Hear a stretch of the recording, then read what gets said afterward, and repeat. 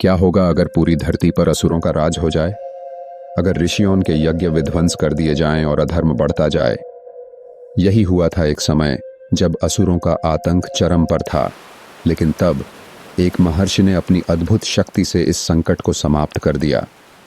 यह कहानी है महर्षि अगस्त्य की, जिन्होंने समुद्र को पीकर असुरों का नाश किया। प्राचीन काल में असुरों ने पूरी धरती पर तबाही मचानी शुरू कर दी थी। हिमालय से लेकर समुद्र तक उनका राज्य फैल चुका था। वे ऋषि मुनियों के यज्ञ और तपस्याओं को नष्ट कर रहे थे।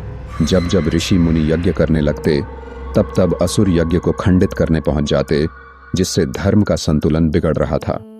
ऋषियों ने देवताओं और ब्रह्मा जी से सहायता की प्रार्थना की। हे ब्रह्मदेव, हम यज्ञ जिस समय करते हैं, हमें कष्ट निशाचर देते हैं। हमारी हवन कुंड सामग्री को वह अस्त व्यस्त कर देते हैं।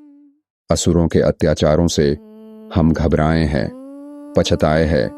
इसीलिए हे ब्रह्मदेव, हम आपकी सहायता मांगने आए हैं।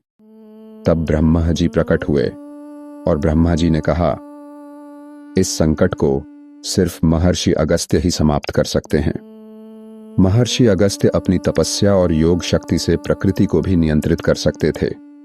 जब ऋषियों ने उनसे सहायता मांगी, तो उन्होंने इस संकट को समाप्त करने का निश्चय किया। असुरों ने समुद्र के अंदर अपने गुप्त नगर बना लिए थे। वहां से वे देवताओं पर हमला करते थे। जब उन्हें हराना मुश्किल हो गया, तो महर्षि अगस्त्य ने अपनी दिव्य शक्ति से समुद्र का पूरा जल एक कुंभ में भरकर पी लिया। देखते ही देखते समुद्र सूख गया और असुरों के छिपने के स्थान नष्ट हो गए। देवताओं ने उन पर आक्रमण कर दिया और उन्हें पराजित कर दिया।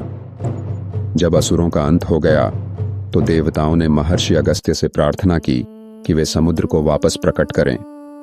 महर्षि अगस्त्य ने अपनी शक्ति से समुद्र को पुनः प्रवाहित कर दिया, जिससे पृथ्वी का संतुलन बना रहा। यह कथा भारतीय पुराणों की उन अद्भुत कहानियों में से एक है, जो यह दर्शाती है कि सही नेतृत्व और दृढ़ संकल्प से असंभव कार्य भी संभव किए जा सकते हैं।